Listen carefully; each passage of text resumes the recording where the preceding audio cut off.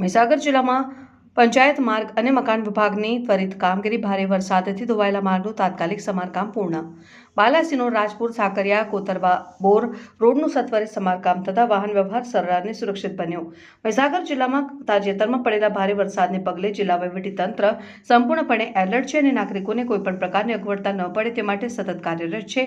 વરસાદને કારણે રોડ રસ્તાઓને થતા નુકસાનને પહોંચી વળવા તંત્ર દ્વારા યુદ્ધના ધોરણે કામગીરી કરવામાં આવી રહી છે।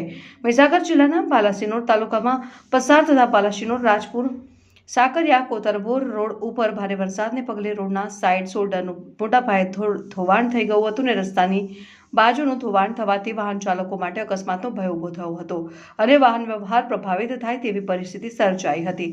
આ બાબતની જાણ થતાં જ જિલ્લાના પંચાયત માર્ગ અને મકાન વિભાગ દ્વારા ચલાવી વિલંબ કર્યા વિના ત્વરિત કામગીરી હાથ ધરવામાં આવી હતી। તંત્ર દ્વારા તાત્કાલિક ધોરણે સાઇડ શોલ્ડર ભરવાની અને મરામતની કામગીરી શરૂ કરવામાં આવી હતી અને તેને સત્વરે પૂર્ણ કરી દેવામાં આવી છે।